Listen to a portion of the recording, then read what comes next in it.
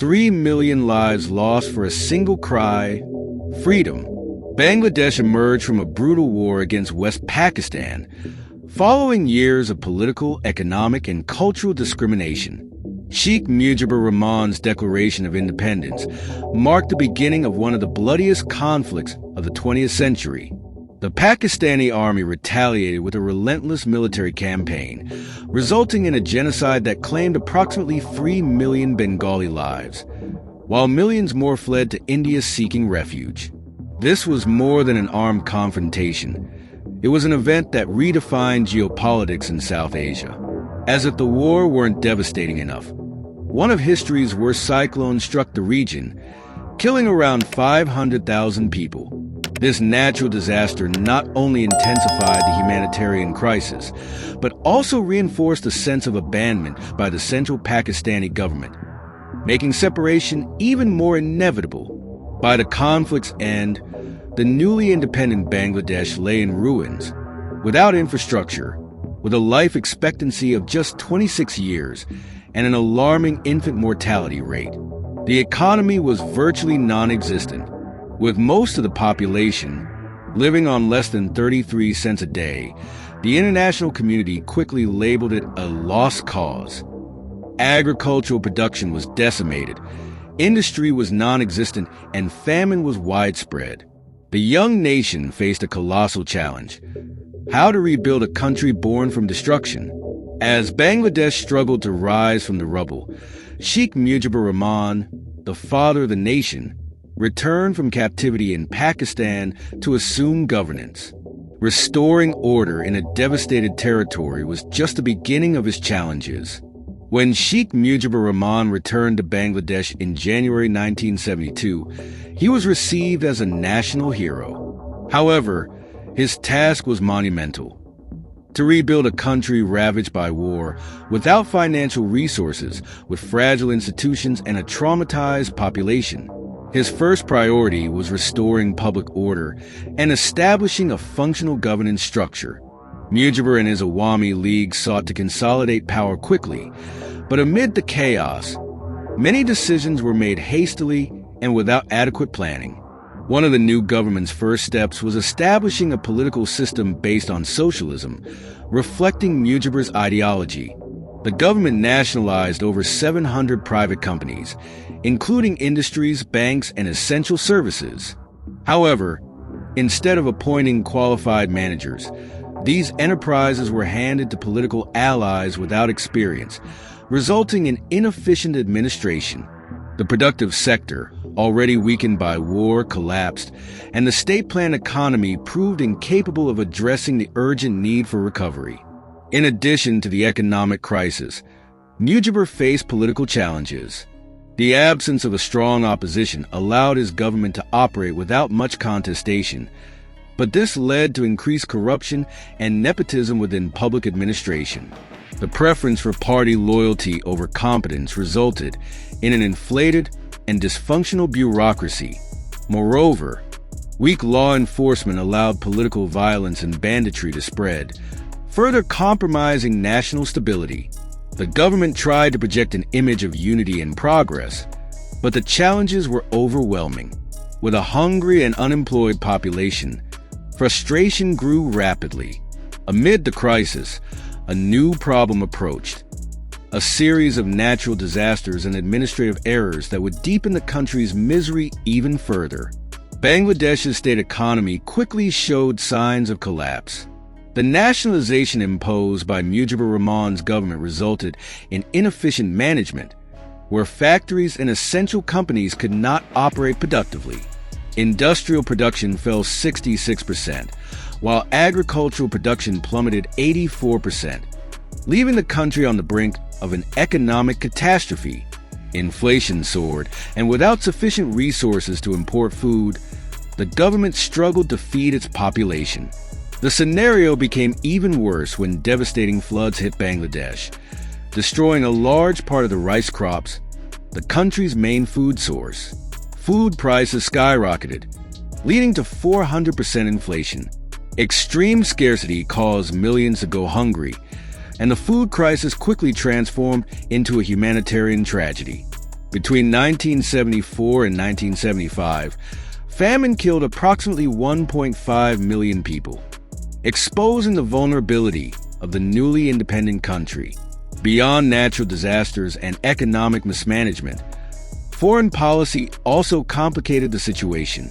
The United States government, which viewed Mujibur as a socialist leader aligned with the Soviet Union, decided to suspend food aid to Bangladesh. With the country already experiencing extreme difficulties, this measure further aggravated the crisis, drastically reducing the government's options for containing hunger. Without alternatives, Mujibur tried to expand state control over the economy, but the lack of infrastructure and corruption made recovery impossible. Facing growing chaos, Mujibur Rahman began to adopt authoritarian measures to contain instability. In 1975, he declared a state of emergency and transformed Bangladesh into a single-party regime, consolidating his power under the Baxal, United National Front of Bangladesh banner. However, this decision generated even more discontent among the population and military elites, preparing the ground for a coup that would change the country's course. The economic collapse and growing authoritarianism of Mujibur Rahman created an unstable environment that culminated in his assassination in August 1975 during a military coup. The country plunged into a succession of unstable governments until 1977, when General Ziaur Rahman consolidated power and officially assumed the presidency. His government marked a significant shift in Bangladesh's politics and economy, abandoning socialism in favor of a more liberal model. Ziaur Rahman founded the Bangladesh Nationalist Party (BNP) and began implementing reforms to reverse the damages caused by the inefficient state system. He encouraged foreign capital, eliminated investment barriers, and initiated a gradual privatization of state-owned enterprises. Additionally, measures were taken to strengthen the private sector and reactivate the stock market, creating a more favorable economic environment for growth. One of the most impactful changes occurred in agriculture. The government encouraged the use of new high-yield rice varieties and implemented more efficient irrigation systems. As a result, agricultural production tripled, reducing food insecurity and stabilizing the economy. These reforms helped Bangladesh take its first steps out of extreme poverty, becoming less dependent on international humanitarian aid. However, despite economic advances, growth slowed in the early 1980s. Political instability persisted, and the country still faced structural challenges such as corruption, poor infrastructure, and lack of economic diversification. It was in this scenario that a new military leader, Hussein Muhammad Ershad, emerged and led the country into another phase of political and social transformations. The new military coup placed Hussein Muhammad Ershad in power, consolidating another period of authoritarian government in Bangladesh.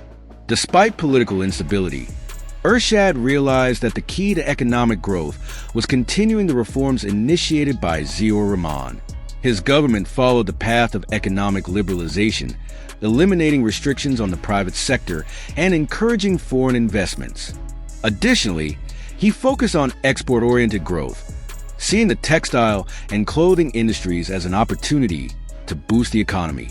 One of Ershad's major hallmarks was openness to non-governmental organizations. Bangladesh became a true laboratory for development projects, with NGOs like Grameen Bank and BRAC playing a central role in poverty reduction. The Grameen Bank revolutionized the microcredit concept by granting small loans to low-income people, especially women, enabling them to start small businesses and escape extreme poverty. BRAC invested heavily in health, education, and rural development programs, helping create a social support network that the government alone could not offer. The impact of these organizations was profound. Access to credit allowed small entrepreneurs to gain financial autonomy, while education and health programs significantly improved social indicators. Infant mortality rates fell, life expectancy increased, and poverty began to recede. Bangladesh ceased to be seen only as a country in need of external aid and became an example of innovation in combating poverty. Despite the economic and social advances, Corruption was increasing, and Ershad's government became increasingly repressive. Popular movements began to organize against his regime, demanding a transition to democratic government. Internal and external pressure grew, paving the way for Ershad's overthrow and Bangladesh's transition to a parliamentary system in the 1990s. The Bangladesh Nationalist Party, BNP, under Khaleda Zia's leadership, took power and continued economic liberalization, removing currency restrictions and encouraging foreign investors. This new phase brought challenges, but also opened opportunities that would transform the country. Among the sectors most benefiting from reforms was the clothing industry. Thanks to preferential trade agreements and low production costs, Bangladesh quickly became one of the world's largest clothing exporters. Major international brands began outsourcing production to Bengali factories, taking advantage of cheap labor and the absence of strict regulations. Within a few years, the textile industry became the backbone of the country's economy, representing over 80% of total exports. This growth had a profound social impact. The industry primarily employed women, which helped transform the female role in Bengali society. Many women, previously limited to domestic work, began contributing to family income, promoting greater economic independence and social structure changes. Additionally, the influx of foreign currency strengthened the country's foreign exchange reserves, allowing the government to invest more in infrastructure and public services. However, this economic rise brought challenges. The relentless pursuit of lower costs led to precarious working conditions, with factories operating without minimum safety standards. The Rana Plaza collapse in 2013, which killed over 1,100 textile workers, exposed the sector's flaws and generated international pressure for stricter regulations.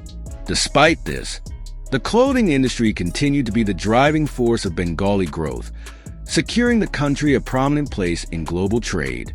With the textile sector consolidated, Bangladesh began to diversify its revenue sources, and a new factor gained relevance in the economy: migrant labor and the impact of remittances sent by workers abroad.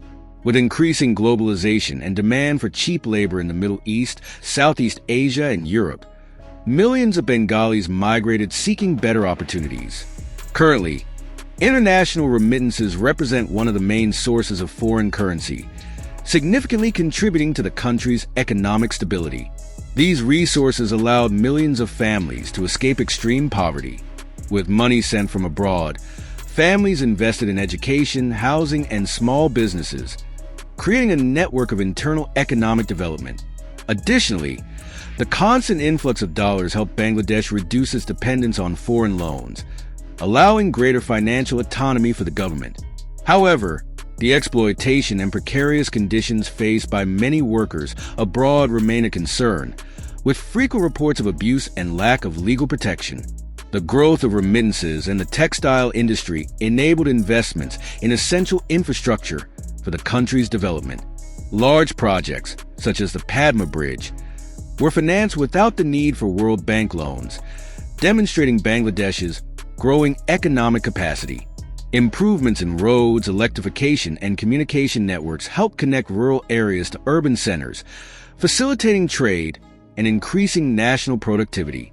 However, despite these advances, structural challenges still threaten Bangladesh's growth trajectory. Rapid population growth, disorderly urbanization, and lack of economic diversification pose risks for the future. Additionally, vulnerability to climate change and excessive dependence on specific sectors could compromise the country's stability in the coming years. With the economy expanding but still facing significant challenges, Sheikh Hasina's government had to deal with complex governance issues and maintain a balance between growth and political stability.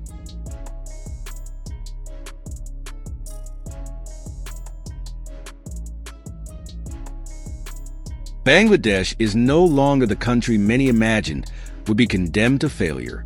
Amid historical challenges, famine, and instability, the nation built an unlikely path of growth and resilience. Today, its economy is one of the fastest growing in the world. Its population is more connected, and its presence in global trade is undeniable. However, A country's trajectory is not defined solely by its advances, but by how it faces the challenges yet to come. The current geopolitical scenario places Bangladesh in a strategic position. Located between the emerging powers of India and China, the country can become a crucial actor in the dispute for influence between these giants. At the same time, its growing participation in the global economy demands that Bangladesh strengthen its institutions, diversify its productive base, and ensure greater political stability to maintain its sustainable rise. The true test for Bangladesh will be its ability to balance economic growth with social justice, innovation with sustainability, and development with political stability. As the country advances, its choice will not be merely between different economic models or international alliances, but between inclusive progress and the risk of repeating past mistakes. If Bangladesh can overcome its internal challenges and strategically position itself in the global scenario, it can move beyond being seen as just a case of overcoming adversity and become a true development model for the 21st century. And if you enjoyed this content, it's time to follow us to keep up with everything we post weekly. Now stay with the next content on the screen. See you there.